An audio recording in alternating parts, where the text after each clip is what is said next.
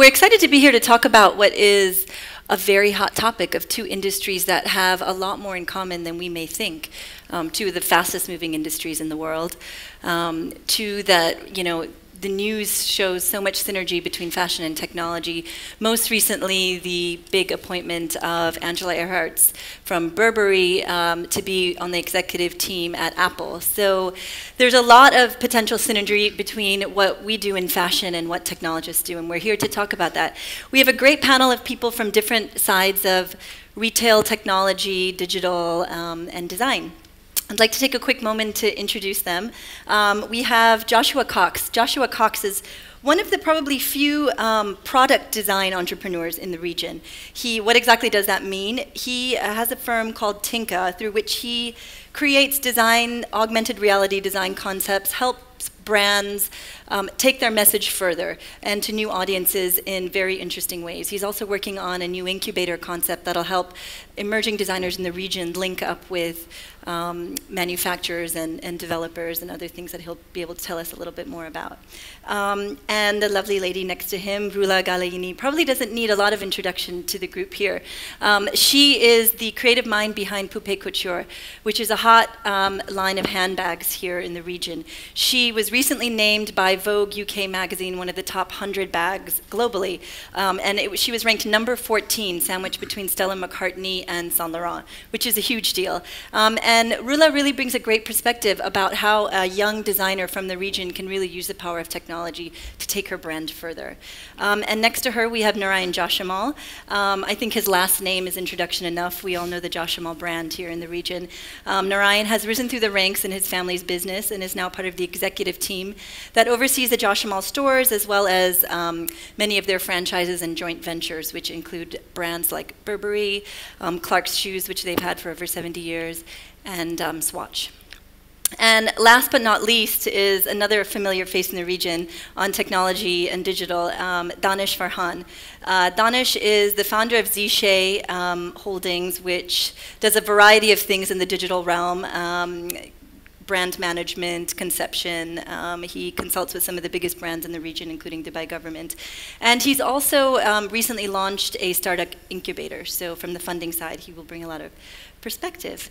And I just want to start now. We'll talk more about what everybody does through the conversation. I want to start with what's, I think, one of the most relevant topics to a lot of people here, which is e-commerce and technology, and what e-commerce can do for designers in the region. And I want to start with you, actually, Roula, because you've had incredible success. I think 80% of your sales happens through e-commerce, and you're on regional sites as well as large sites like Botica, based out of the UK.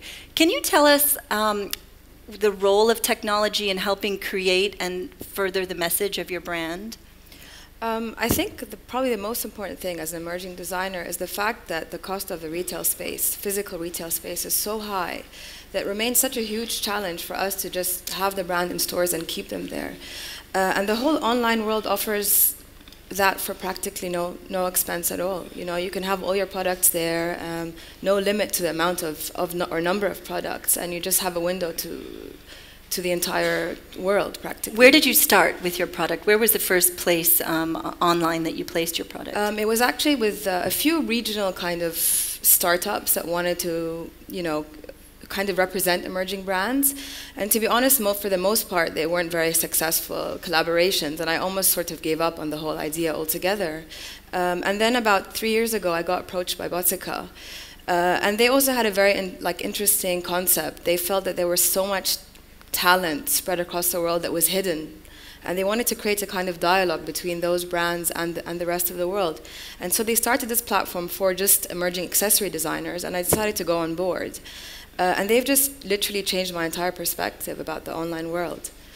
What are the strengths for a brand like yours? What are some of the greatest points of being able to be online? I mean, it used to be that a luxury product you needed to be able to touch and feel, but that's obviously changed quite a lot.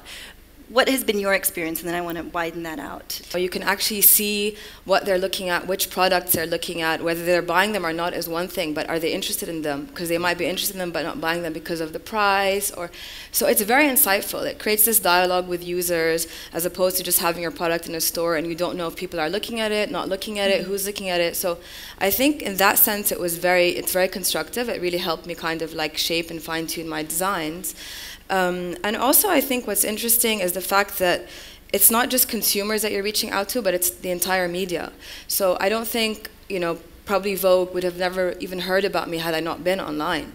And likewise, for example, the Carrie Diaries, they recently picked one of my bags to be featured in their upcoming episode. Again, that probably wouldn't have happened had I just been stocking in a store in Dubai or in Beirut, for example. So you have a global audience immediately. Exactly. Danish, can you kind of expand on that a little bit? You've worked with a lot of brands and helped develop different strategies. Sure. What has your experience been regionally? How can designers here use an e-commerce platform? Okay, I think I'm going to start off with some local and regional context, and I'm sure a lot of you will agree with me here, but this economy is almost allergic to businesses like ours. Designers have a hard time every day when they wake up to try and conduct business. So they have to choose between being an artist and being an entrepreneur. And being an entrepreneur is not a very fancy thing. Being an artist is quite fulfilling. To combine both is something that Dubai just hasn't cracked yet. I'm going to plug a sponsor, but D3 might be the only ray of light on the horizon. But specifically speaking, I think if you don't have this advantage, then you're not on a level playing field anymore. Right? So it's no longer optional.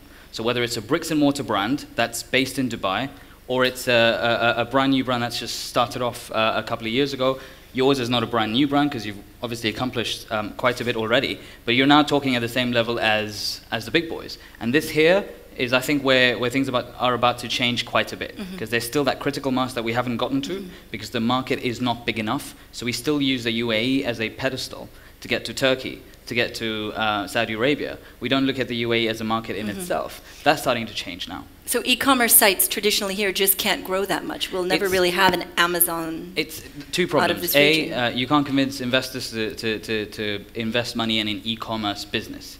Dubai runs on a trader mentality. If you're going to be shipping goods and marking up 15% and selling it to somebody else, fantastic. You'll have investors lining up to put in money.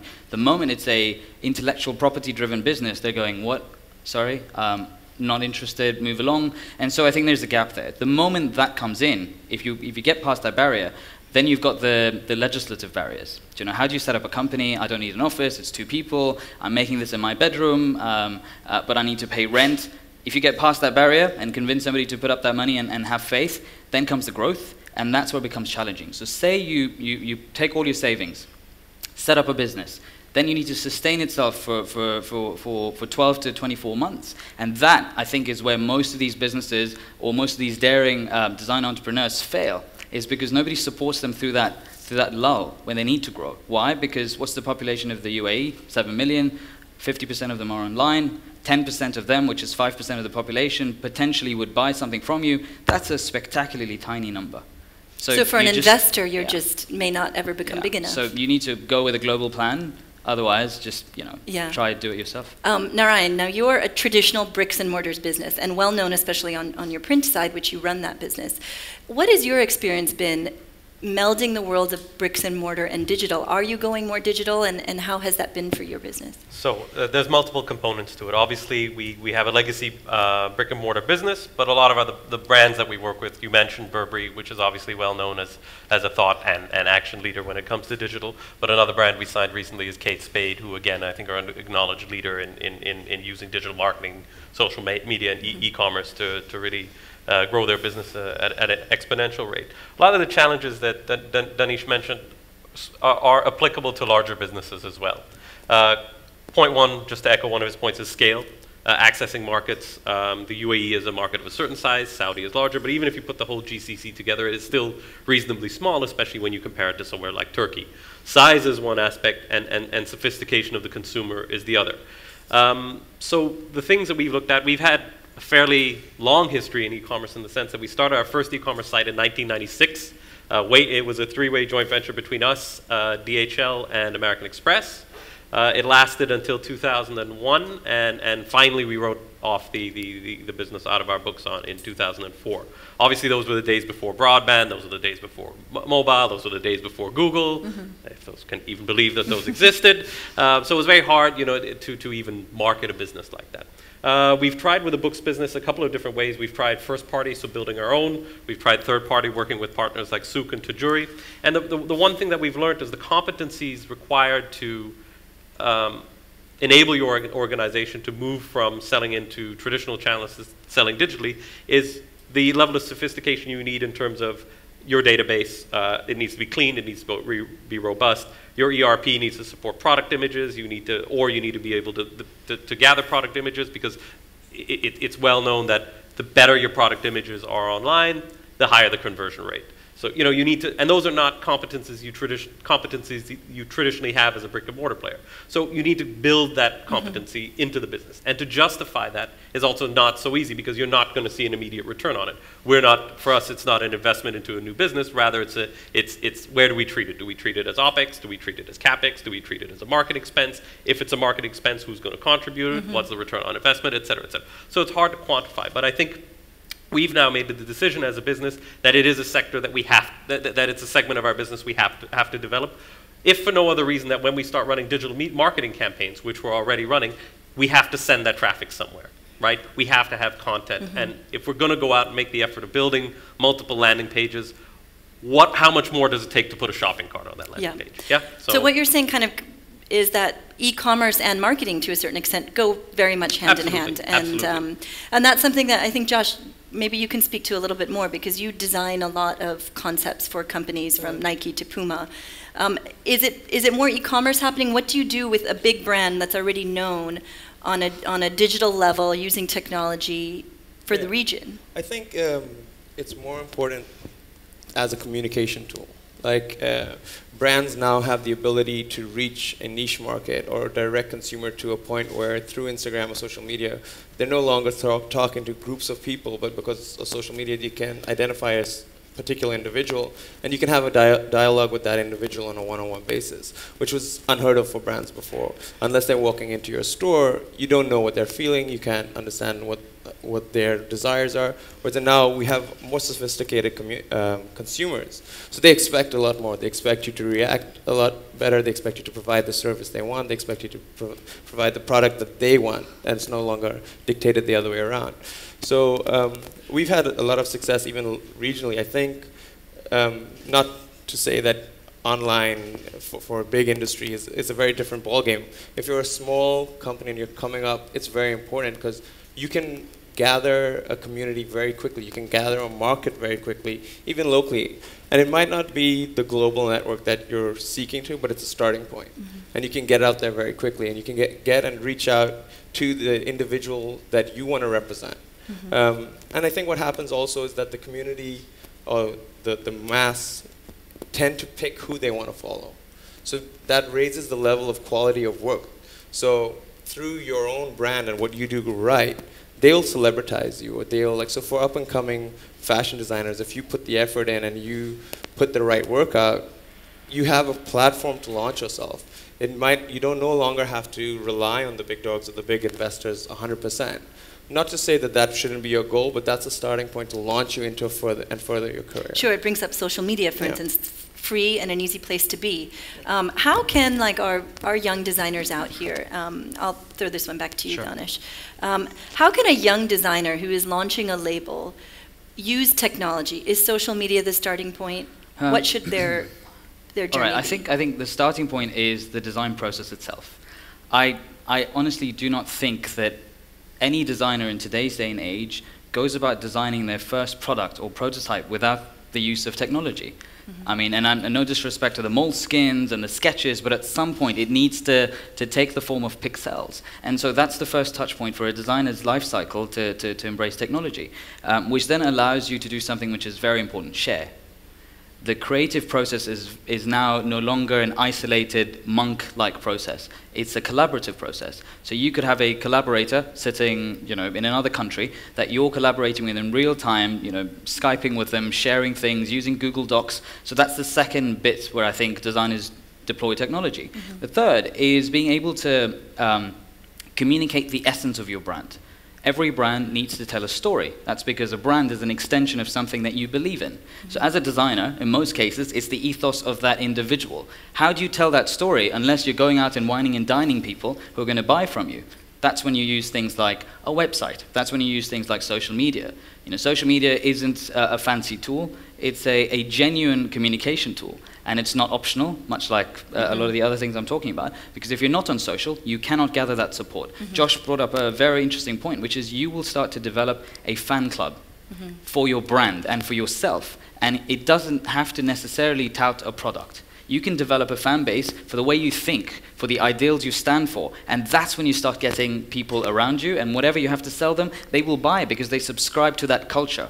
And I think that's perhaps the most difficult bit, because most designers then focus on just doing the product and not telling the story, but storytelling is half of developing a product. Of what you do, Absolutely. And then comes the feedback loop. So once you go live with a product, back in the day you would need focus groups, you'd have to pay some massive consulting firms to do some sampling for you. Today you put it out there, option B, option sort of A, B and C, on Twitter, on Instagram, have people vote on one or the other. All you need is 100 people. That can happen within a matter of 25 minutes. So you can start iterating your product very, very quickly. And I think that's perhaps the next bit, and then comes, of course, the salability, the ability for you to sell, and you could do that online. But I think one quick point, and I'll shut up after that. E-commerce isn't just a technology play.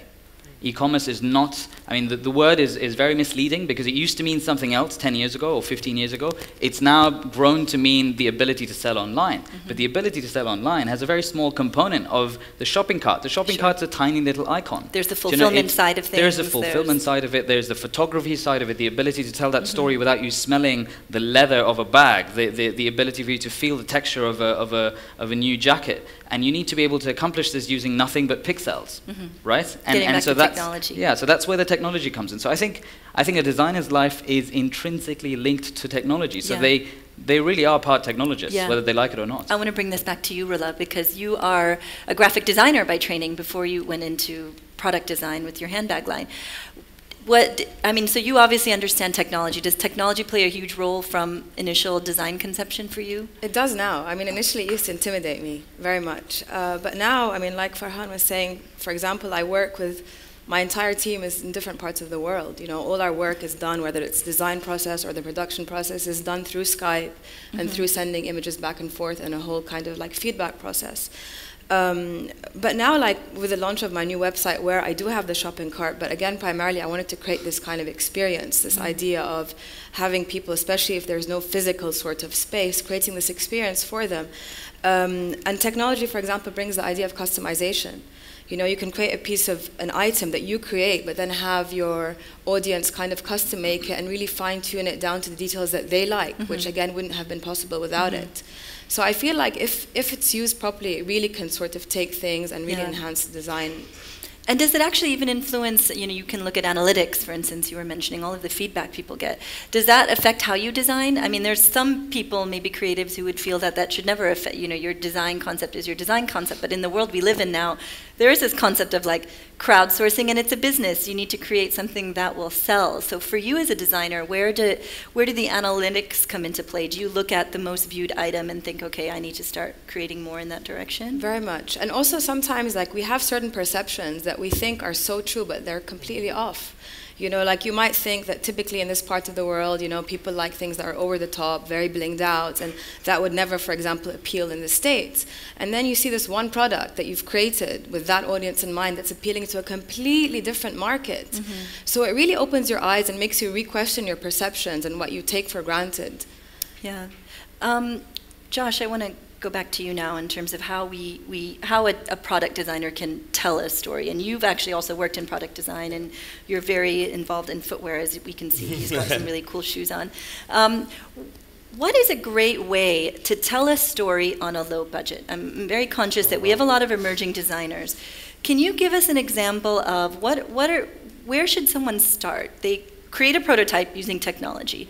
Then, you know, what can they do? How would you advise them to, where do you start? What's the next step? Well, I think it comes down to being genuine. Like Danish was saying, that storytelling is a part of this, and that actually has come about because of the ability to tell stories online. So the big brands have to now tell these stories because little designers were doing this, because as a consumer, we no longer want necessarily just to be dictated to that this is what fashion is and this is the premium kind of product.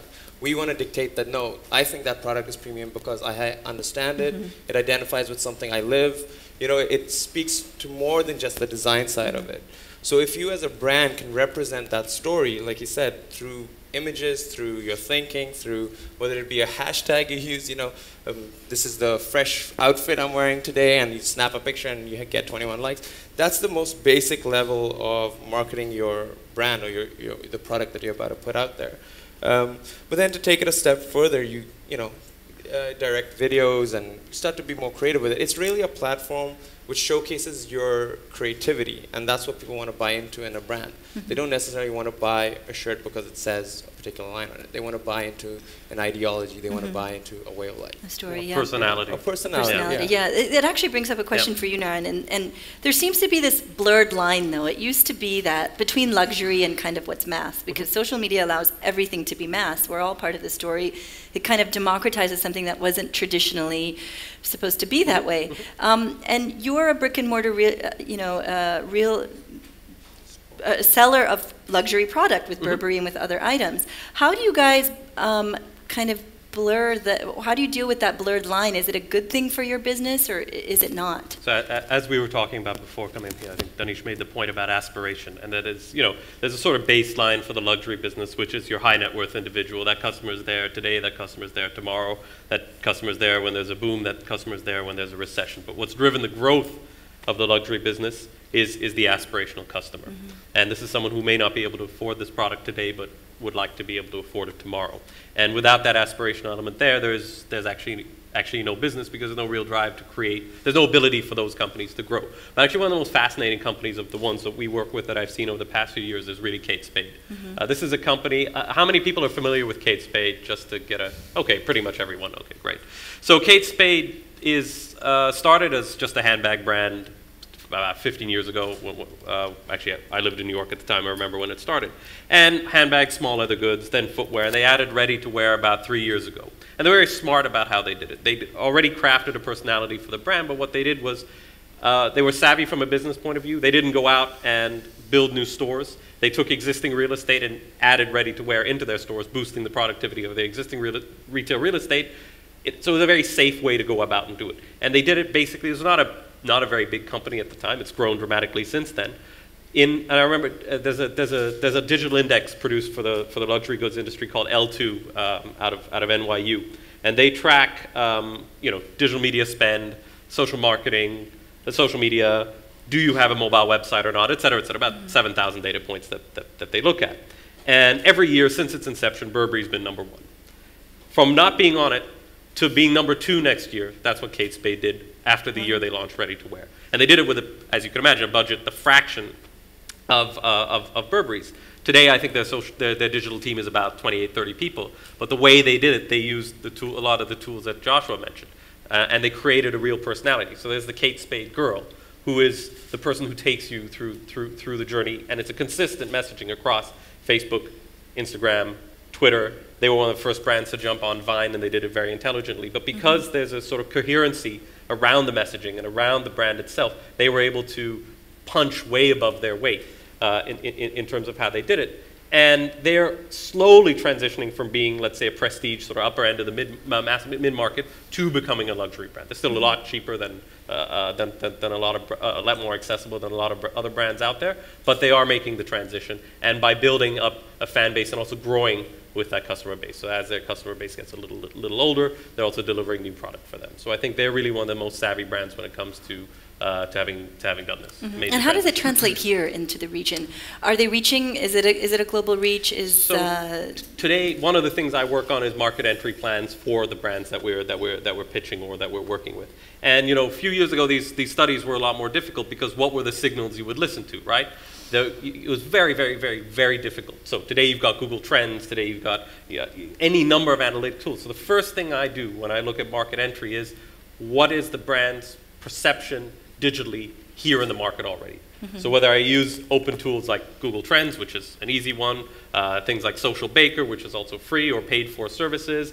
Look at, you can buy data from credit card companies. That's something else we do. So how many people who have credit cards from this part of the world buy these brands in their home country? So that's something that we do. So we start doing a lot of this stuff before we do market entry. These were just simply things, okay, the credit card data has been around for a while, but a lot of the other stuff was just things you couldn't do. So that's the first thing that we do. So we do that homework, and so we almost do it we almost do it backwards. We look at the brands who already have a strong presence here, even if they're not physically here yet, and then work backwards from there. Yeah. Ritu, can I sort of jump in and dovetail into something we were talking about earlier? Do you know, these brands, especially the global brands, and Narain, you're probably in the best position to talk about this, they already have legacy perceptions, right? So people already perceive brands that you potentially can't buy here before they've arrived here, because quite a savvy audience. It's a very transitory audience in Dubai. People go shopping to Europe and the US. What happens in our experience working with these brands is, I like to call it now, over the last 10 years, has become a bit of a joke. So we call it the halalification of their stories. So we work with these brands, and we work with Giorgio Armani, we work with the Gucci Group, and we work with the principals. So they've got a campaign, they've got a new product, and what we do is we help tailor the story around what we know resonates with the audience here. So we know that about 85% of the imagery is absolutely impossible to use here because of the cultural context. So how do you tell the same story but without showing the flesh? Or how do you tell the same story with a cultural relevance that will resonate immediately with a potential 27-year-old with the ability to spend to buy something? And I think that is another layer of complexity, which perhaps somebody in Narain's position will already be handed over by the brand. So you see, that's already been thought through before it comes to Narain, and then he knows his market, so he will tweak it further. So I think there's always that danger. Do we lose the essence of those brands when we bring them regional? Especially because digital campaigns can be accessed globally. Absolutely. So if they're looking at the campaign there, and I'll pose this question to you, but your consumers are as digitally savvy here as they are in So Western why would they markets. like a Gucci UAE page or Middle East page if they can just follow? We live with this challenge every day because Calvin Klein lingerie and underwear is one of our brands, which is, which if everyone knows the visual communication there, it's pretty risque for this part of the world. But I mean, the industry that's had a strong presence in this part of the world for many, many years, that's dealt with this, and I think dealt with it very well, is the fragrance and beauty industry, right? Yeah. I mean, if you look at the kinds of campaigns they run elsewhere, and this is it gets, Danish is correct, it just gets factored into their planning from day one for this part of the world, or at least that's what we encourage them to do, so that they're running international campaigns or developing campaigns for different parts of the world pretty early on in the process. So, if I could jump in, I think that he's talking about one way of existing brands and identifying what kind of strengths they have already on the internet. But I have a business that we did, and it's a community-based business, and it happened purely by chance. And it was more of us starting online and then realizing that there was a market for it. And that's the beauty of the online technology business, that at no cost you can, without having to do all that research, you can launch something, and then that community comes to you. So we did a project called Soul DXP, and it just started up really as a place for people who like footwear fashion to talk. And overnight, 2,000, 3,000. You started on which platform? On Facebook. Okay. It was just a Facebook group, and then we didn't realize that there was a demand for it. So that's the other power of it, is rather than going reverse the other way, you can just kind of put something out there and see what the community wants. It doesn't always have to be something that's established or something that has history. So for people who are starting something up, you just go for it and you see what the market, but that's what the analytics we were saying, is like you then tailor that idea and you then take it to a global positioning based on the information that your market is giving you, or you start looking at the way you benchmark yourself against those brands to grow that. So it doesn't have to be, you don't have to be a big brand to make use of this tech. In fact, the other way around, you have the best ability to start from scratch on this technology. Whereas in brands like that, like they said, they have a backstory to tell. They have to re-engineer what they've been doing for so long. But for us in this region, once you identify your community, you can start from ground zero and basically build it off of what they dictate. I think, Josh, you should mention the video. So I think when I first heard of Soul DXB, there was this absolutely beautiful 60-second video which was stunning. It was black and white. It was Is the filmmaker here? Yeah, my director's sitting front row there. He is. And so good job on that. I think what was awesome was it wasn't an event video. So it wasn't promoting an event. It was about the underground, unspoken culture of sneakers that nobody acknowledges in this part of the world and yet exists. And I think that video was one of those key tools that resonated with so many people that you were able to get. How many people showed up at the show? We had between 5. I mean, our first event, it was supposed to be a film screening. We were supposed to have around 200 people. We had over 1,000, 500,000, 600 people show up to the point where you couldn't move, and we had people flowing out onto the street, and we almost had to shut it down. And then our next event, and this was supposed to be just a group of friends hanging out, and our next event went up to 5,000, 6,000, and we keep growing every year, and brands are coming to us. So and this was something that was just something I did for fun. Yeah. It was something that me and a friend, we liked shoes, and we started writing about it online, and it became a business. Yeah. So that's the power of technology again, and it's not specifically to a fashion element, but I mean, we are a fashion brand now. That's a lot of the consultation I do for fashion brands started from that platform. Yeah. So as a fashion label or as a fashion designer, you can put yourself out there very quickly, very easily, and my advice is you just need to get started. And did you get a lot of footwear designers? First it was footwear enthusiasts or streetwear, streetwear enthusiasts coming. Did you also then get the designers coming into play and saying, okay, we have this product, you guys all love footwear, why don't you look at it? Funnily enough, we get a lot more footwear designers internationally who are interested in breaking out into this market over here. Because they don't really understand this market, so us being the footwear guys, or the people who love it in this region, they look to us to kind of help guide them and put them in touch with the right people or to showcase. So yeah, you do get a lot of footwear designers, but then again, it comes back to where is the fashion and design industry locally here? Why aren't there more footwear designers here? What are the restrictions in terms of actually getting something made? And there's a whole bunch of resources that you need that Dubai struggles with.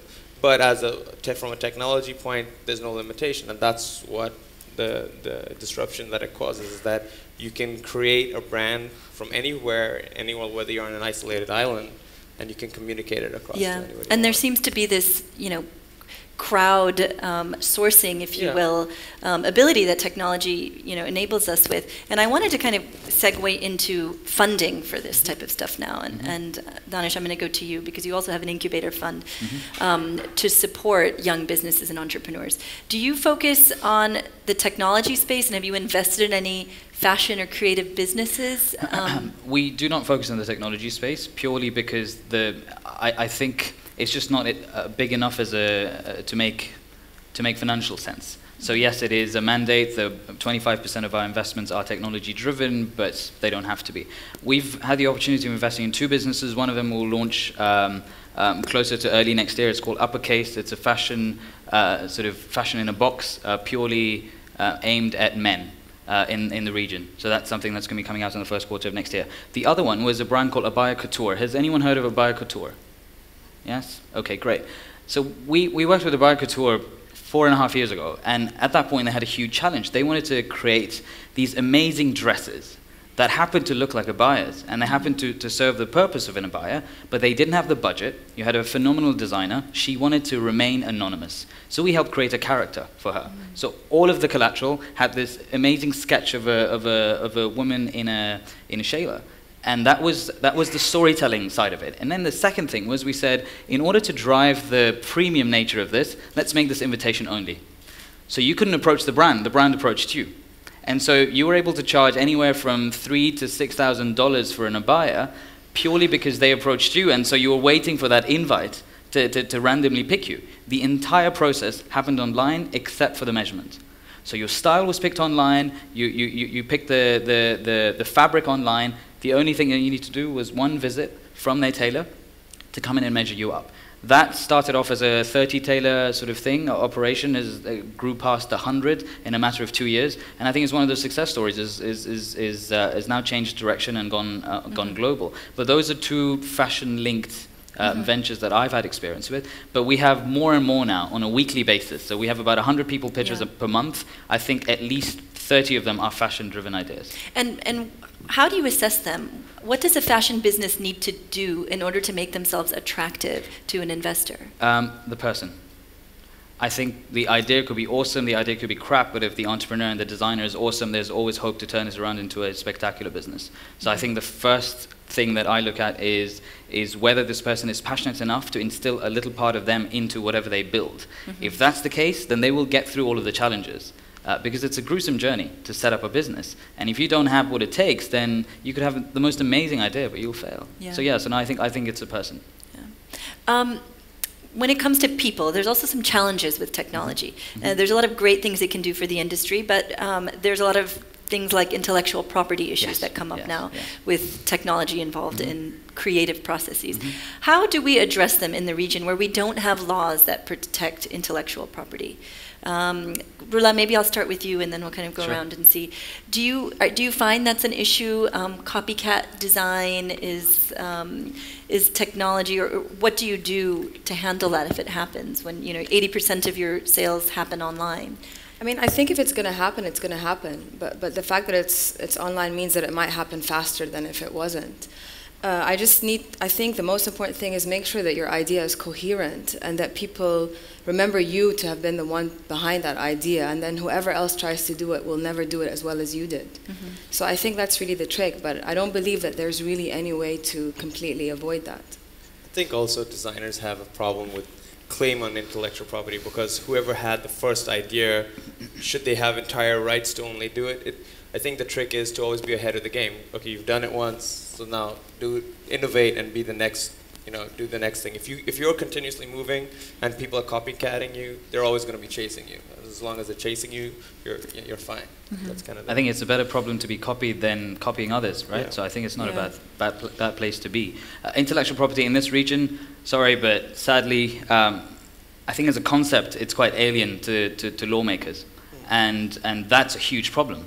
Because we could be fighting with each other about my idea versus yours, but if the law isn't on your side locally to be able to ascertain which part of this idea is yours and which is open to the public domain, so what people have started doing is they go to the copyright and patent offices outside of the region, get a global patent or a copyright done, and then import it back into Dubai, so they feel a sense of safety and security. Yeah. But the problem with that for a startup is you will blow up more money on copywriting your idea than setting up and hiring a team of 3 people for a year in Dubai. Right.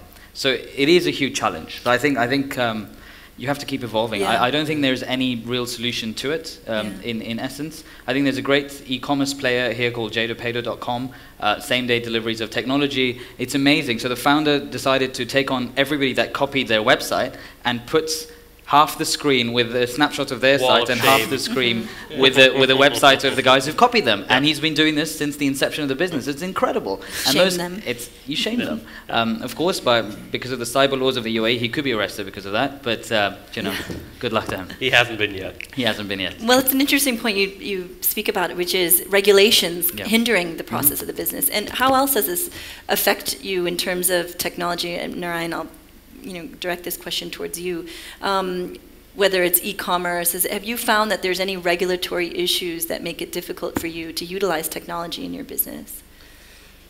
I mean, on the payment side is probably the most egregious one, where even for a reasonably large business like ours, who have large commercial relationships with existing commercial relationships with banks, we're asked to put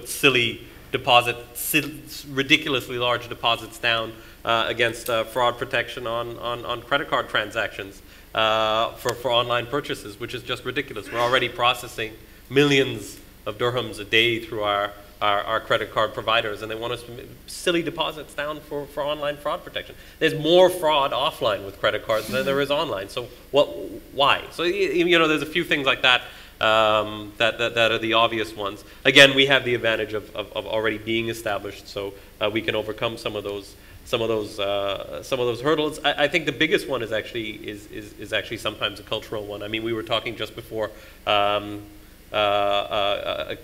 up onto the stage about being able to do pop-up stores or temporary retail or things like that, which is not something that there was really even a licensing infrastructure for. So there's a way that we do it. We're running the bookstore here. There's a way that we've done it, that we are able to extend our existing licenses for. But what if you're a brand who is from outside the country or outside the region, or even from another GCC country who wants to do something? It's very difficult. But technology is something that can enable that, right? There are ways around it. You basically bring e-commerce into the store or into a specific on-site and run the transaction that way. So there are ways around it, but broadly speaking, both the regulatory and legislative side of it and the cultural side are still behind the reality of the way people behave and the way people shop. Yes. But it will take enough of us, creating a stink about it, and enough of us trying, enough of us sending them emails and picking up the phone and saying we want an e-commerce license that does not require us to set up an office, potentially a warehouse, maybe we're fulfilling it through a third party.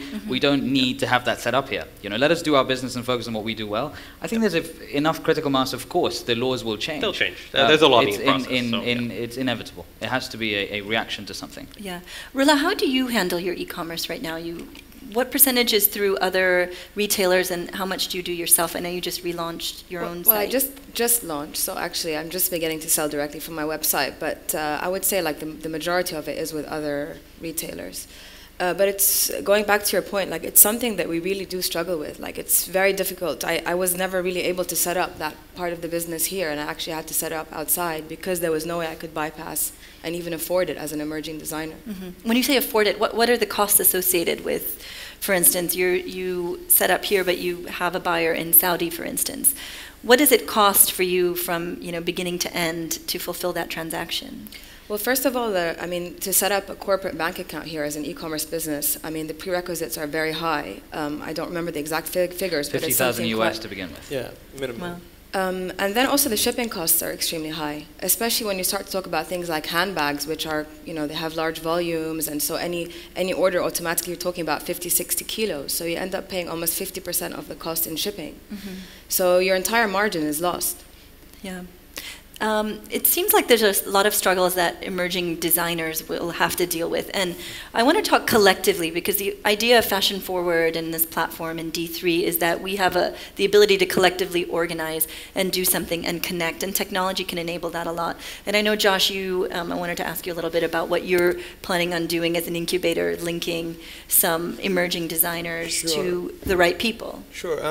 Part of the incubator, well, there's two parts of it. Is one, to actually enable the design side of it. So a problem we have here is the resources to actually create a design, prototype it along those lines, technologies that don't exist here, crafts that don't exist here, mainly because Dubai is a young country. A lot of the old crafts have kind of died out, and there's a perception of service, like, if you're a craftsman, you're a server, so those kind of tend to die out.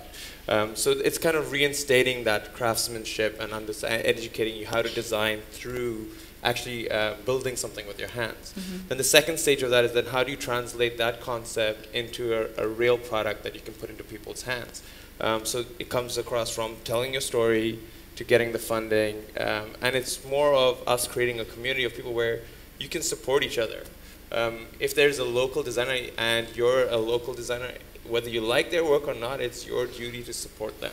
It's we're all in this together as a local community. So as our incubator that we're setting up, and we're trying to do something along the lines of giving people those resources and giving them a platform, and also just potentially we hope to bring an online component, something like I'm sure everyone here has heard of Kickstarter. No? Okay, if you haven't, get on Kickstarter. Kickstarter is a very, very easy way to get something funded. And that's one of the major problems. Kickstarter, if people in the UAE were a little bit more tech savvy and knew about Kickstarter, you could get a project launched very quickly. What they do is you post your idea, and for an exchange of a thank you or an exchange of a sticker, you donate $1 dirham or $3, and progressively, depending on how much you donate, your reward gets higher. So, and that kind of crowdfunding, in the States, they've launched architecture concepts. They're building a pool in the middle of the river, and huge concepts. So they're building a park. They're building a park. They've got a public pool which they're putting in the middle of I think it's the San Francisco River. No, it's East River. East River. Yeah, I bought a tile, so yeah. And they did that really amazingly. It's amazing. It was three stages of investment, and all of them in the millions. And the first stage they sold just on the principle of being able to do it, and all these people got behind it and they funded it. That was just to prove the concept. So people donated millions in single amounts just to prove the concept. And after that, you each bought a tile to place in this pool with your name on it, and that actually funded the construction of it. So in that sense, that's something we're trying to work towards, is build a community. Now, obviously, Kickstarter is huge, it's been around for ages, but we're trying to build towards that kind of network and that kind of support from the local industry and the MENA region.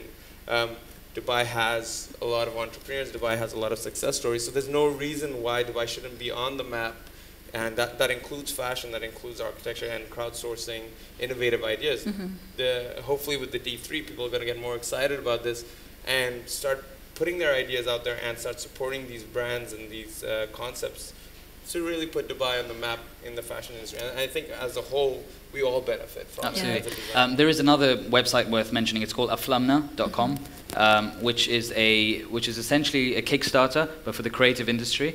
And it's regional. And it's regional, which means that you could do it here, and if you're in the UAE, they've had some phenomenal success stories of art installations, of films. It hasn't broadened into product, so of course that's something that we can go after. But can I very quickly touch on something that I'm itching to talk about, which is 3D printing as not as a super fancy thing where we can start printing our shoes or anything, but 3D printing as something that allows a quicker prototyping process. So 3D printing isn't the cure for cancer, but it will help us get there potentially. And I think that's something that we're working with Josh, for example, to enable the incubator to have tools. So if you don't have a printmaking machine or a tooling machine, you could potentially build that piece. Narain, you were talking about Clark's using 3D printing. I think perhaps you should talk about that. Clark's Shoes has one of the oldest shoe manufacturers in the world. I was having dinner with them about a year ago, sitting next to the head of product and design, and they've been using prototyping at 3D printing for prototyping in their business for, at that time, 2 years, so now it's 3 years already. And what they do is all the design teams in the UK, all their manufacturing is in the Far East, and they're basically making lasts for their shoes and sending them back and forth. In the past, what used to have to be done by courier, now using a 3D printer instead. It's fascinating already in the back end of businesses that it's already found pretty extensive use. Yeah. So this is almost critical for the design process. Going back to the original thing you're saying about where does technology fit in on every level from the time you start designing, and it can help enable and speed up the design process.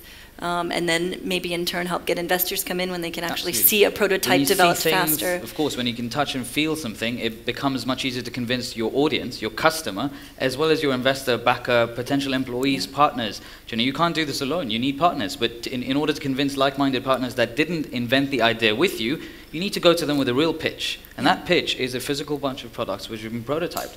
Now 3D printing, Josh, I know you probably want to cover this as well. It's not like buying an HP printer. No. You can buy a 3D printer for 2,500 dirhams at Sharaf DG. Go ahead, try it. It's a bit like I've never used my color printer with a photo paper to print a real photograph. I still send it out to get it printed at Kinko's or whatever. So it hasn't changed much, and I don't think it's going to change just because we have this in our homes. Where 3D printing really makes a difference is the ability for you to model. Those models aren't just something that you download off the internet and press print and they come out. There is a very different way of thinking.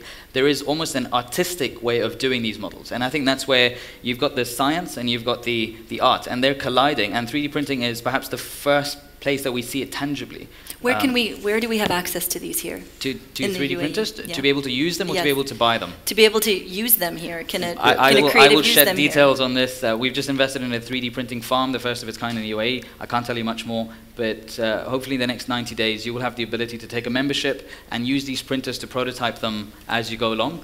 And so my vision is to create a Kinko's chain of 3D printers and implant them into universities, into places like D3 and the incubators, for example. Just to play on what he's talking about 3D printing, like he's talking about it from a prototyping standpoint, but in the fashion world, this technology has been a real key focus of a lot of massive companies. So it started very small, and there's also open source where people are building and constantly innovating on them. So it's actually changing the way production is done. It's moving it from just prototyping to a new form of actual production, where you're 3D printing your final result. So sometimes, and a lot of the time, the chunk of 3D printing, yes, is in prototyping or that side, but the jewelry industry, you're talking about one-offs. As a small designer, if you are an artistic 3D modeler, you can 3D print gold now, which is actually available. So you can 3D print in gold. So you can 3D print jewelry, you can 3D print, there's a designer called Francis Bitonti, I think is his name, and he's 3D printed a dress by being very clever with, he makes it like links. So it feels like material because of the way he's done the 3D modeling. So 3D printing, yeah, it's the next wave. Whether everyone's going to have one in their home is unlikely. It's more likely going to be, you know, an Amazon or a FedEx or somebody who provides the service for you and they get it delivered to your house. But at the same time, as a fashion designer, you should be aware of the technologies that are shaping the world around you and figure out how to use them to best serve your purpose. Yeah, and so it'll be as critical as pattern making for a designer. Absolutely. I go as far as say that luxury brands are going to fight this. Yeah. And I'm sure a lot of people sitting in the audience that represent luxury brands are going to fight this because it takes the power away from the elites. It gives the power to the people. And this isn't some sort of revolution, but in a way it is. So I think we were talking about this earlier, so I think eventually you'd be able to download a customized initial buckle for your Louis Vuitton bag, much like you go get the initials done at the store, and then print it yourself and latch it on. And this will be super encrypted. You could download it off Louis Vuitton's site and then print it or get it printed, etc. So I do see that sort of customization being embraced by the large luxury brands, but that doesn't stop the homegrown brands from starting to use this from day one. There's nothing stopping. You were talking about customization. You know, you get the crowdsourced opinion. Now you could do something about it. You could do 10 versions as opposed to go to manufacturing with one. And that changes the rules of the game entirely for the small player. It's not for the big players. Yeah, we're kind of in the middle of this technology, which is why it's a hot topic. So where the restrictions come in place, who's going to fight against it? We're going to be caught in the middle of it. So it's a good time to get in as a designer and actually understand it and play your role, because you know, we don't know whether they're going to start restricting who can actually own a 3D printer. There's been people who've 3D printed things that aren't fashion or can be used for, you know, there's a guy who 3D prints a gun. He figured out how to 3D print a gun. And you can download the model and you can download the model free of charge. So there are going to be laws put in place at some point that are going to restrict you from what you can do with this technology. So you have to be kind of on the ball with it right now and learn. And the reality of where this technology is going, we don't really know, but it's definitely exciting for all our it's fascinating. I think we yes. can have an entire panel discussion on 3D printing, which we'll move away from right now, because I want to be conscious that we probably have some questions in the audience. So I want to bounce it out. Sorry, we're a panel that loves all. to talk. So are there any questions?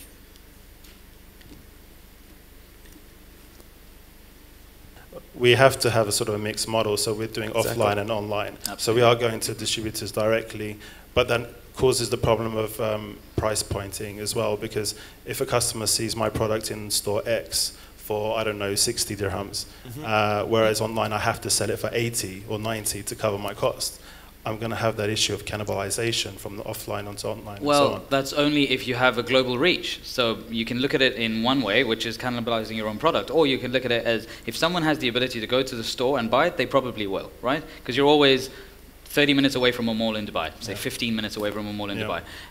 Whereas if you're going after the global markets, you were talking about taking brand Dubai and finding this for a global audience, right? Giving them that. They're not going to mind paying 80 dirhams as opposed to 60 because they're going to convert that in euros and dollars. It's not going to be a bad deal anyway. Sure. So I think you can. The concept of multiple price points is a reality we need to start living with. And even variable pricing. And variable pricing based on time of day, based on time of year. I think there's nothing wrong with changing that. A business like yours can afford to do that. A big bricks and mortar business cannot do that, because there's 1,000 people that were involved already in that With cycle, and somebody loses money at the end of the day. I'm a ready-to-wear designer for women's modest wear. One of the pioneers in this concept. I don't want to talk much, but I think as far as online, because we did actually launch online, and we did reach to over 65 countries we were able to sell, because we sort of did it just to test out our markets to see how far our reach is. But same thing, we had to go through PayPal, set up in the US, and until now we haven't found the best solutions, like you said. So hopefully with D3 and the new policies, things would change. We haven't given up. I've been on a break with my twins, so it's an exciting time because we're going back to work next month, and we are relaunching the brand. What's been exciting with the online, like doing the little test run online, is seeing how far our reach was. So what's happened over this time, even though online has not been as successful, what's been great is that we've had over 55 countries that want to franchise us. Nice. So that's really been great. So that's sort of our next move. But I completely feel for you, have gone through all those challenges. There are quite a few solutions, of course. There are things we've looked into, like outsourcing our logistics, the third-party fulfillment centers, things like that. So there are ways, of course, so not to give up. We are also made in UAE, but there's absolutely nothing wrong if there are things that UAE lacks that we need to get out to do. So, but what do you want me to say? That's amazing.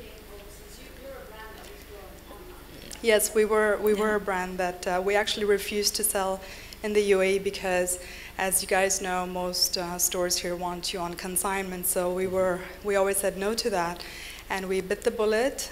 But it did pay off over time because, like I said, we have all these countries. Hopefully, in the next few years, we should be everywhere. But yes, launching online was definitely one of the best things we ever did. Rabia, what's your site so we know we can have a look? It's just rabiaz.com, yeah, but it's not updated yet. It will be probably in December. We'll have our new site launched. Great, yeah. Thank you for sharing. Congratulations. Thank you so much. I think that both the success stories we've seen here kind of indicate that as a fashion designer, you can launch here and use this as a global platform rather than looking inwards in Dubai. Use it as an opportunity to represent Dubai globally, and eventually Dubai will turn around and end up buying it back because you've represented them so well. It's a bit unfortunate that we struggle to sell to our own community first, but at the same time, the success outside and in Dubai has an import mentality to a certain degree, so we export what we create first and then let them import it after that. And Roula is a great example of that. She's named one of the top 100 bags in the world by Vogue, and now she's in the garden, by the way. Little plug for Roula. I'm sure she'll sell out before end of day here, too. I think we might have time for one more question. Hi, my name is Giorgio. Thank you, Danish, for inviting me. I'm Italian, yet not really into the fashion industry. I'm not a fan, but I'm into the technology side. And we've been talking about retail, how to change marketing with social media, which is very interesting, but I think it's a very early stage of how to use technology in an industry like fashion. I believe the real crossroad is wearable computing, where really then fashion and technology become one thing. I would like to know the panelists' take on this, as they're coming from different side, retail and creative and so on. Thank you. We had planned to talk about wearable computing or wearable technology. I don't want to hog, so I'll let somebody else start. I'll finish. Well, it's super early days, but I mean, if we look at the first truly successful Kickstarter project, just to pick up what we talked about earlier, was the Pebble eWatch, which indicates that there's a level of enthusiasm out there. It raised about just under $10 million, I think, via Kickstarter and I think it was a pledge of 159 got you a watch. So I would say about 80% of the people who pledged got a watch. I got the watch. It's pretty bad, but I mean it's super early days at the moment. There's a lot of there are some real technical challenges around this, battery life and things like that. But it's obviously something that right now technology companies are pushing. Frankly speaking, I'm actually much more interested to see what fashion companies will do with wearable technology rather than technology companies. If you look at something like Google Glass, this is a Google product. This is a very niche product. And important, it's really ugly. Exactly. So it's going to be really interesting. I mean, it's early days. It's not. It's definitely part of the future for sure. But I'm intrigued to see when fashion companies pick it up rather than what technology companies have to offer. Leaving Apple aside. And well, I think speaking of Apple, I think Ritu talked about the CEO of Burberry joining Apple as head of experience, and that to me is it's a seismic shift. Because if you've got technology companies really getting into bed with fashion companies and them designing something ground up, we've got hope. We really do have hope. Did you see the spread in Vogue in September, which sort of featured this super retro visuals of models sort of strutting through an apocalyptic land, and they all had Google Glass on. Do you know? And it stuck out like a sore thumb. And I read that as an insult to Google straight up, saying, you guys do cool stuff, but you just don't know how to make it fashion friendly, right? And so yes, I do think it's a part of the future, but it won't. The technologists aren't going to make it happen. No way, absolutely not. Yeah. Well, like you said, it started with Apple. The iPhone or even the iPod You know, the headphones were a fashion statement at one point. Absolutely. You know, that campaign was the white headphones on the black silhouette. Absolutely. There's a reason why they have that thinking. So Absolutely. technology and fashion is already crossing over. I wouldn't. I mean, yes, it's the future as well, but it's already happening. More sportswear brands like Nike and have already started to do things like that, where you have Adidas just put out a watch as well. Nike have footwear, which, you know, free run and analytical data. Everybody's kind of, so I don't think the two worlds are going to be separated for much longer. But it kind of comes down to which brands and who can actually design it, like Dash said, for a fashion market. And then how do they differentiate themselves from a technology company? Yeah. And it's important that I don't believe that you're ever going to wear a jacket which will replace your phone. Right? That's not going to happen. So, and a lot of people are still focusing on how do I get the phone on my watch, right? How do I get the phone in a pendant or something? That's not going to happen. The way I believe that it will happen is that all of the things that we do wear today will become an extension of a primary device. So I do believe that the phone is here to stay because it's tangible. And things will react to the phone and off the phone, whether it's your clothes, whether it's your shoes, whether it's some jewelry, they'll all kind of resonate and react. So you've got to, you know, you get mentioned, you know, your shoes glow as opposed to the phone. I mean, this is not too far-fetched. It's like this is the Moto X, and there's a little tiny little NFC thing that I can put in my pocket, and if I get separated by more than 2 meters from my phone, only then it locks. Absolutely. So I have to be in physical proximity for this to be able to unlock. There is a brand called Cute Couture, and they're out of Germany, if I'm not mistaken. They have, in my opinion, come up with the most stunning line of wearable, sort of light-based fabric. Now, this I think is another thing that people just don't talk about because it's, you know, it's something out of Tron, but it is a part of reality. I do think it will become a part of reality. So look them up, Cute Couture, and so they've got an entire sort of catwalk with the models, and the stuff is interacting between each other. So you've got a pattern that forms up on somebody's top, and then it transfers onto the neighboring model's skirt, and then carries on to somebody at the back.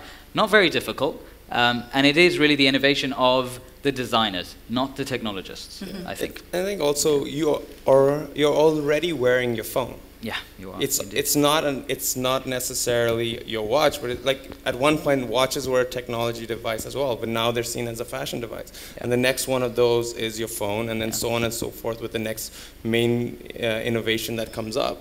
So it's just a matter of time in its life cycle that when that switch happens and people start, and it's already happening with the new 5C and the gold and the thinner and the better. Your technology is already becoming a fashion item. It's just when a brand starts to position himself as a fashion, like the Virtus of the world or whatever, but then, you know, your price points go crazy, and it's which is a very successful company, which I never believed until it's a tremendously successful company. I just don't think it's a phone company. No, it's not. Yeah. No. Anyway, sorry. Well, thank you guys so much. I'm sorry I need to cut everyone off because we could probably talk for another hour on so many related subjects. But thank you all for coming. Our speakers are going to be milling about, so please do grab everyone for any additional questions you may have. And thank you all. It was fascinating. I think we came up with 2 new panel ideas out of this.